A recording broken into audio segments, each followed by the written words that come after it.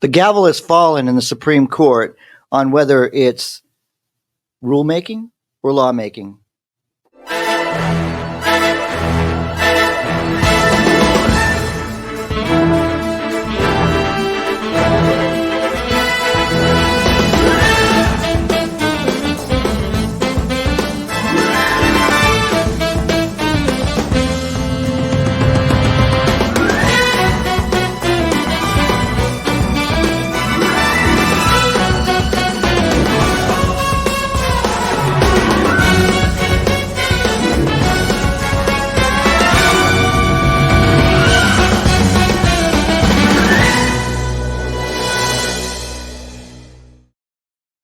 Welcome to another episode of You Can't Make This Shit Up. We have Kellen Clark, we have David Washington, and yours truly, Joel Hoxley. We are here to talk about another Supreme Court decision. We have been really impacted by these great, how do we put this? One of the biggest and most important, all of the decisions was the Supreme Court deciding to overturn 40 years of precedents in a case brought by a New England fisherman. The court reversed what was known as the Chevron deference. In 1984 case, the court said judges should generally defer to federal agencies when rules they make are reasonable, and the enabling law was ambiguous. Now, last week's decision reverses the thinking for what this may mean for the agency rulemaking is going forward. Huge. I think this is the most important case that the Roberts Court has decided since Citizens United. This is bigger than Dobbs. I would say without a doubt it's bigger than Dobbs because this affects, throughout any type of regulations, whether it's environmental, whether it's labor, whether it's FCC, FDA. This penetrates nearly anything in the executive branch right now.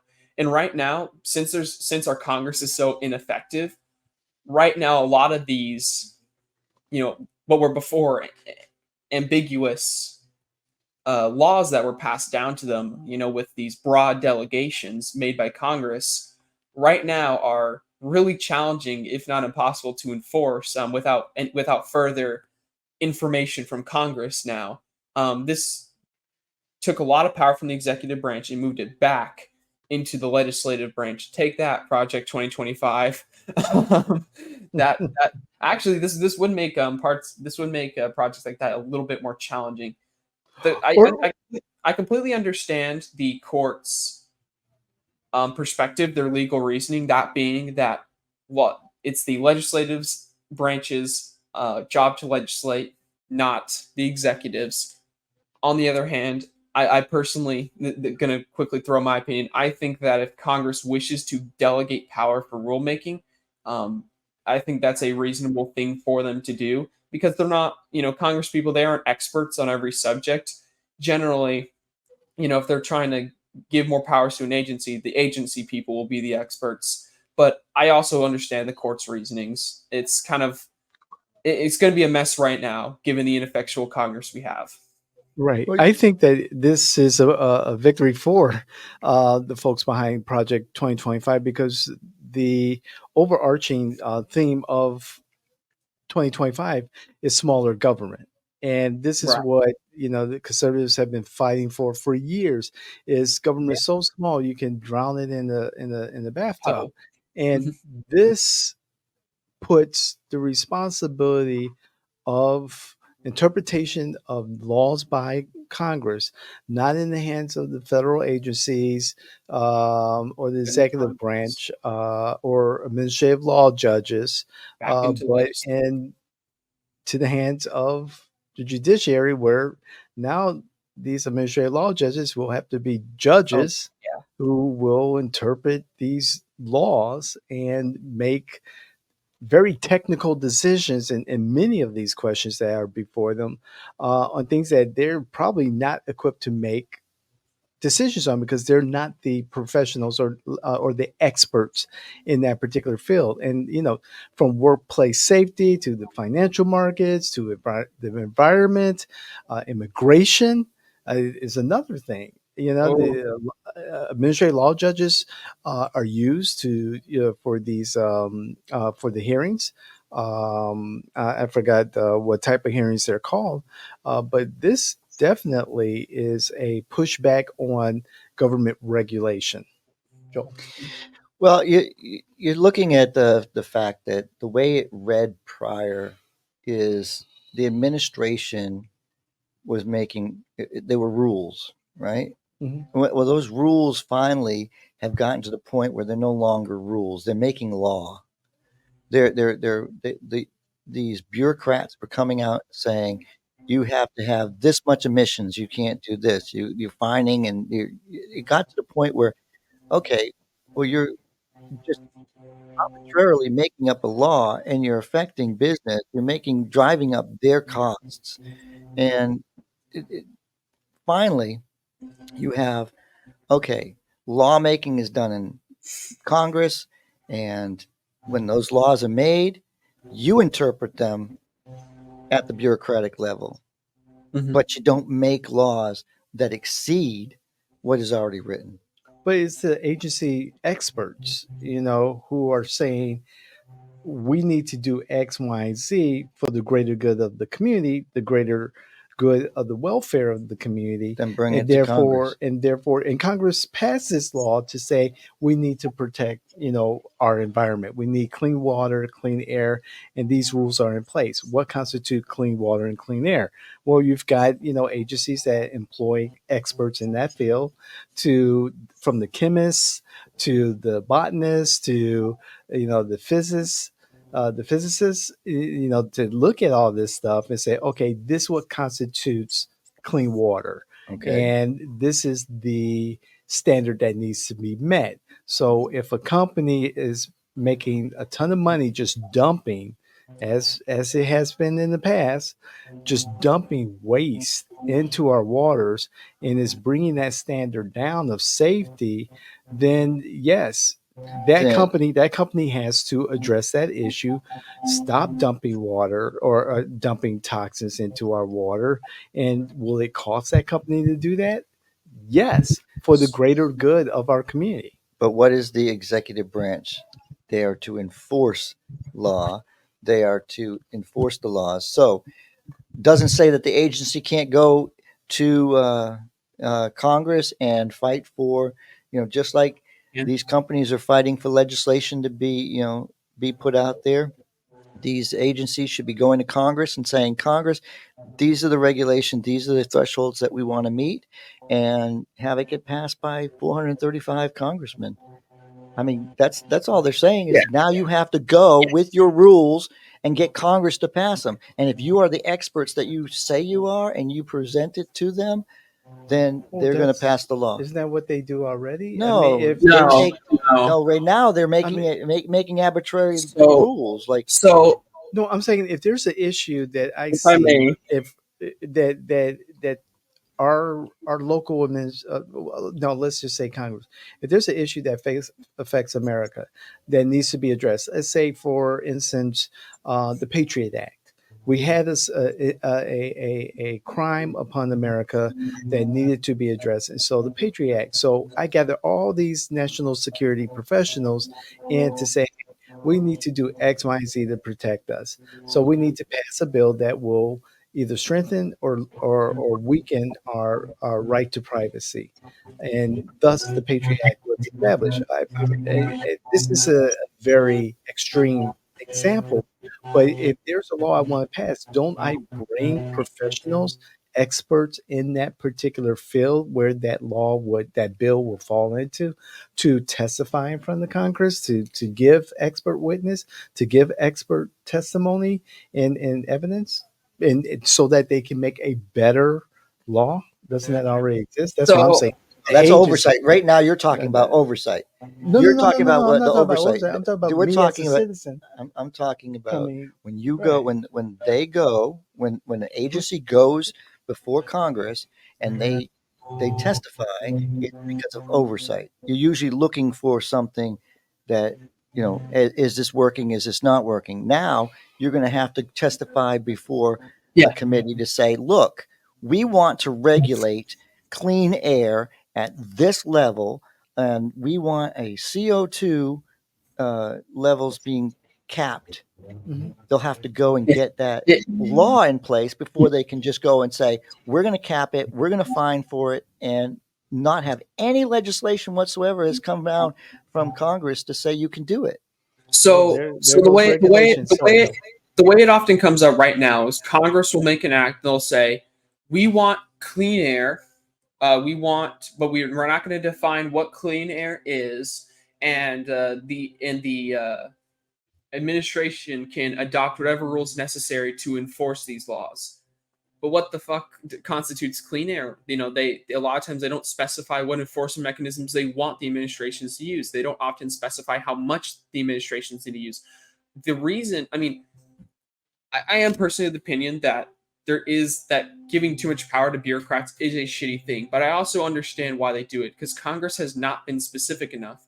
I mean, if you remember the acts such as the Restrict Act, the attempted sequel to the Patriot Act, they would often say things like, when determining foreign adversary, they were often very vague with what a foreign adversary is, and just said, oh, the commercial department will figure that out, or the State Department will figure that out, or how much action can you take?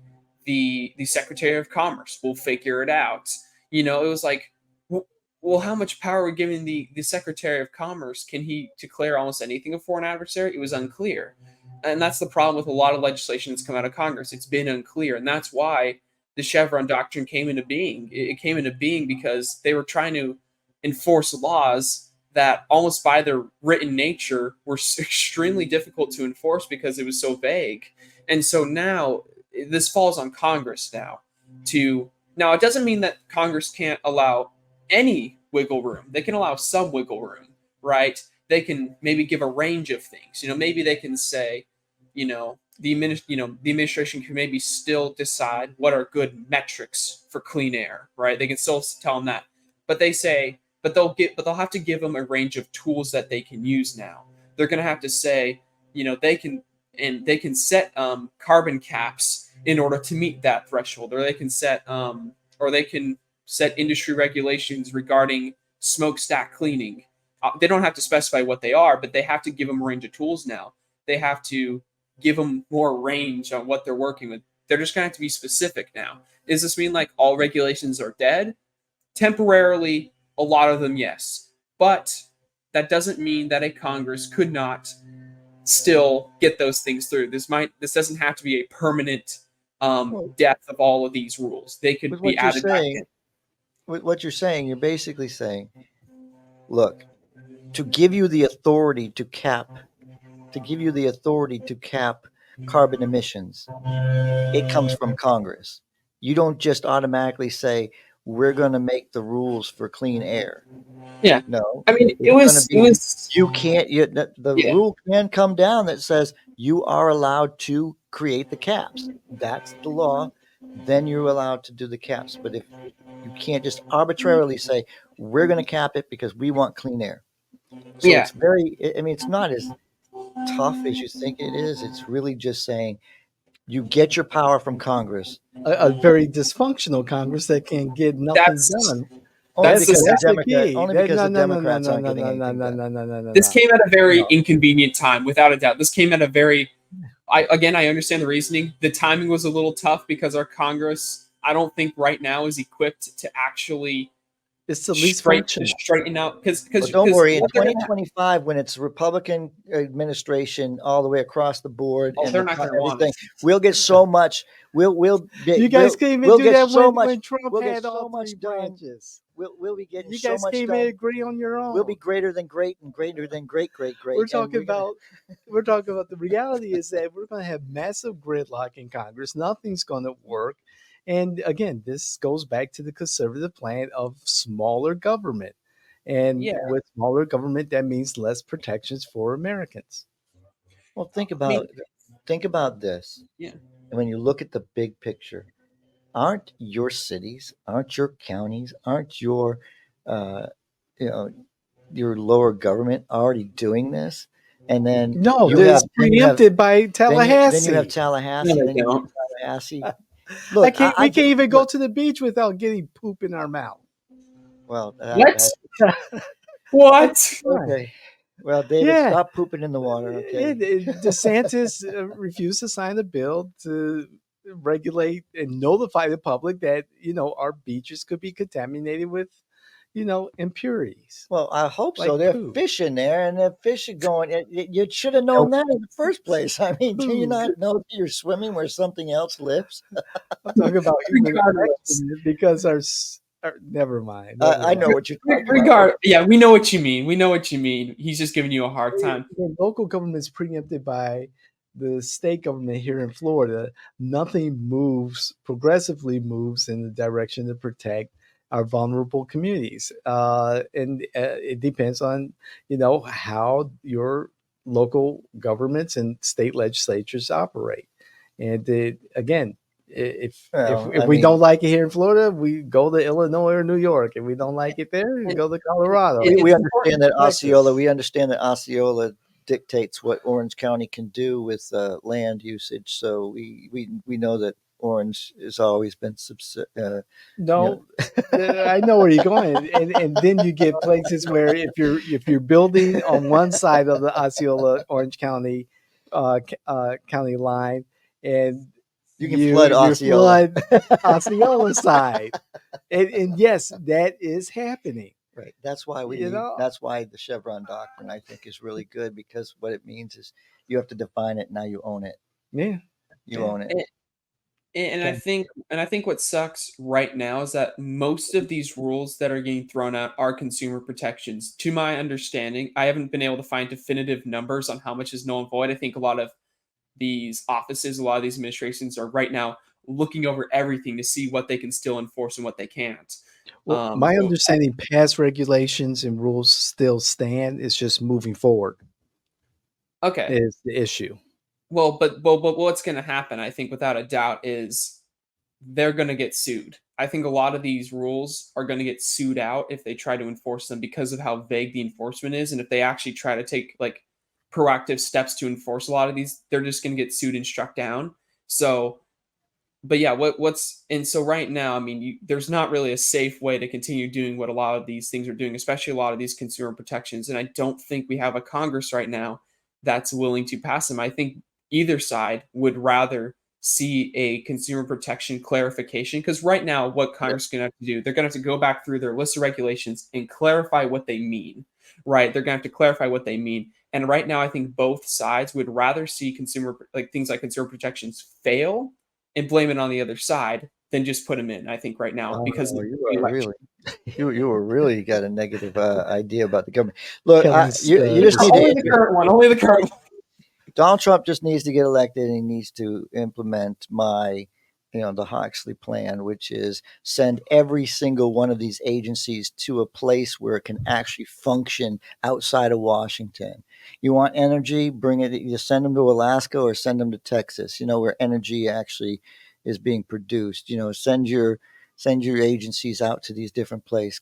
California, I don't know what you can send to California, but anything that raises taxes, I guess. I don't know. Veterans Administration. No, the Veterans Administration. I know exactly where that's going to go. Florida, because we are So the here, most veteran-friendly state. No, listen.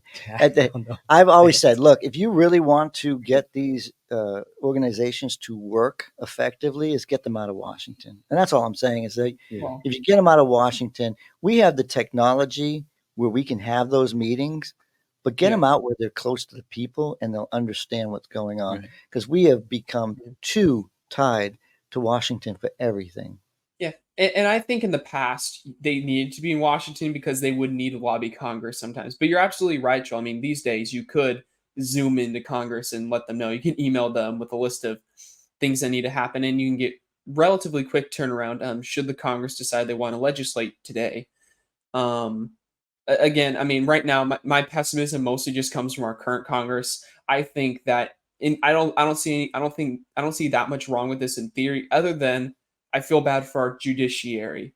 because without a doubt, without a doubt, so many regulations going forward, even the ones that are well defined, are going to get suits filed against them. Some of them will be frivolous, some of them will be nonsense, and some of them won't really go anywhere. But right now, I think one of the great issues with our federal government right now is how backed up the federal court and especially the circuit court is. If you look at how behind the Ninth Circuit is, and it has been behind on its work for years, and if you look at their workload, no human can do that workload that the Ninth Circuit has on time. It's crazy, and that's the circuit of the South, by the way. That circuit has way too many people and way too many cases per its three judges, and I think this ruling is going to push more cases into the courts, which I think we need to. On your same thing, we need to stop. We need to stop this shopping for this judicial shopping. You know, hey, we need a hey, 10th. look, the Fifth Circuit in Texas. If I want this to get up to the Supreme Court, I need to shop it around and see which court is going to be the best place. Well, Justice Roberts did address that, and there's now a rotation of sorts. So Judge Kaminsky is not going to be the go-to for a lot of these challenges that we've seen in this last term. Listen, we used to have the liberal court throwing stuff down all the time. Now we got conservative court throwing stuff down all the time. Look, I think that Judge, again, Roberts will go down as one of the best. I think and you may be right about the Thomas Court. Because you may be right. He's Roberts Court. You want isn't Thomas? Isn't that what I just said? No, you Thomas said Thomas, Court? and I know why you said it, but you know what? It's not Thomas's court because Thomas is stood alone on a lot of different issues. Listen, Roberts makes sure that he has a very, very good court, and I mean, whether you agree with him or disagree, I think they really think these things through. Gentlemen, I pose this to the two of you.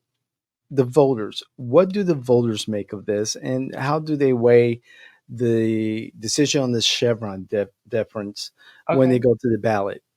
You want to know my thoughts, David? You want to know my thoughts? Yes, please, sir. This decision came out the day after the debates. The public has no idea this happened. They don't know that it happened. They don't know what the Chevron doctrine is. They don't know why they give a shit, and they don't know why it affects them. I don't think this will make a damn difference in the election. I don't think this will make any difference. That's right. I think this doesn't make a damn difference in the grand scheme of things in the election. I think this is, one of the biggest changes that we've seen in a long time. Of course, in the long run, we'll adapt to it and everything will be fine eventually, as long as, once Congress goes through and clarifies what they mean by their rules. Once they do that, we'll be fine. And of course, we need to add that 10th Circuit because we need to expand the federal judiciary. If we do that and we clarify our rules, we'll be fine, and this ruling won't have all these negative effects that it has the potential to have. Well, can I pose this and you answer it too? So we're looking at the possible expansion of the judiciary. I think it's been necessary for a long time. I think both sides have just been nervous to expand it. Where you get this money? Well, yeah. I mean, Joel. Yes, we're also running a massive deficit. That's the other reason we don't want to expand it. I mean, right now we dump a lot of money into corporate welfare, even during times when it's not needed. Sometimes I understand it, recessions, all that, but we spend it even during good times of the economy. We waste a lot of money on a lot of different things. We do need that 10th Circuit, I think, especially because of how many more cases are going to be filed in federal court now. Under this ruling, but I think this ruling is. You're talking about expanding the courts, not the court. No. You don't expand the courts. Okay, because the Democrats. I misheard that because I'm talking courts. I don't have a problem with adding a court. Yeah. I'm talking Article 1 court, but I don't like the packing the Supreme Court, which is that's completely different. I'm talking Article 1 courts, not Article 3 courts. I'm fine with that. But we need to expand the Article 1 courts. But that getting them through Congress, getting them through the Senate approval process is just as difficult.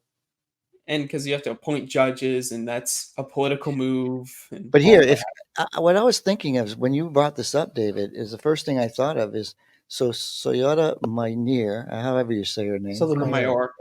And I'll say it eventually. I say it when I'm not on camera correctly. Right. Listen, if she wants to defend democracy, then what she's looking for is that she has the right to be voted on and off the court. So I would vote for her to get off the court anytime, any day, right away. Okay. I'll cast a vote for Thomas personally, but Thomas, I would vote for him on the court because, listen, he doesn't say much. He says more nowadays than he did He before. does. he's a lot louder now. Money talks. Very I think vocal. it's money talking, but that's just my opinion. Listen, all he has to do is wait until the next election, and then he'll have a Republican replace him, and maybe he'll take his time off. It is what it is, right? Yeah, him and Alito have been there a long time. They're probably itching to retire sometime in the next few years. I would be shocked if they weren't. Exactly. I mean, you got 4 women on the court. 4. Hey, I mean, at least we got 4. We got Kagan, Sotomayor, Barrett, and Jackson. So I mean, hey, And at least the only Democrats are women. Right now that is the case. The Democrats need to get their diversity up. But I think in closing with the Chevron doctrine case, No liberals. this is right. In closing with the Chevron doctrine case, I think this is the most important case they've decided since Citizens United. I don't think this case is nearly as destructive as Citizens United.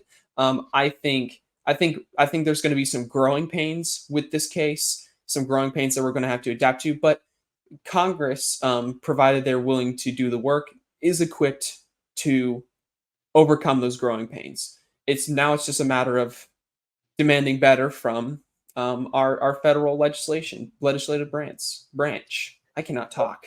It just means the lobbyists will be writing more detailed laws. Basically, Yeah. they're going to have to write more detailed laws. It's definitely a cottage industry for lobbyists, and they'll get paid to do a little bit more than what they've done in the past. And, it's more work for the actual department. They can't just arbitrarily make things up. They have to get approval. I don't think they arbitrarily make things up, but you're entitled to your opinion there. They got to have the approval Right. process now. Right. I mean, Yeah. that's all. They've been Right. doing it without an approval process. And you know what? Oversight is oversight. Right. For a Congress that is already ineffective in comparison to past congressional terms, we're going to see that much more so, in my belief. So Hopefully, it's not going to be that case, but the Hopefully dysfunction not. is very much clearly there. Again, Republicans had difficulty, managing things when Trump had both the judiciary and the legislature. So,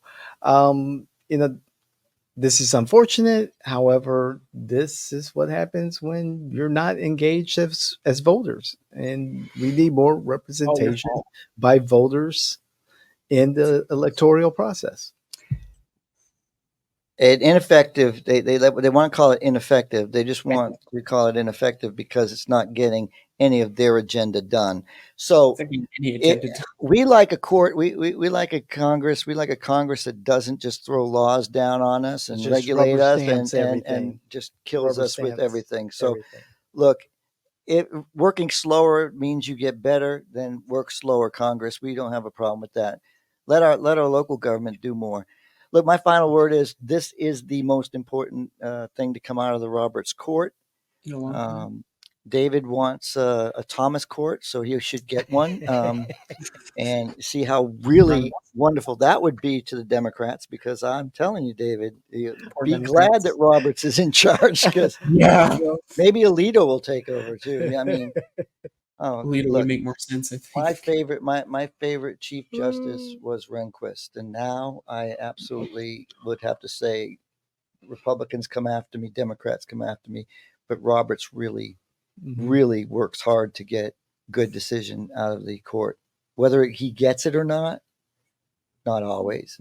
But this ruling, the way he wrote it, the last ruling, the way it was written, I think these are truly well thought out, well debated, and 9 justices doing their job. Okay. Yeah. Kellen? But let us know what you think in the comment section below. Again, we're approaching the half-hour mark. I think we've already kind of exhausted what our thoughts are. Joel clearly loves the Roberts Court. I think there's going to be growing pains, and I think David's a little sad. But he would be less sad if you liked the video. He would be happier if you subscribed, if you followed us. We want to grow our community, and we want to hear what you think. You guys are an extension of this conversation. You guys can throw out your opinions. Bring your facts, not your feelings. If you're going to make a claim, try to back it up, so that way we can all work on the same field and with our information. But this has been You Can't Make This Shit Up. Kellen Clark, that's me. That's David Washington. And all the way over there is Joel Hoxley. Thank you very much for watching, and we are out. Thank you, everyone.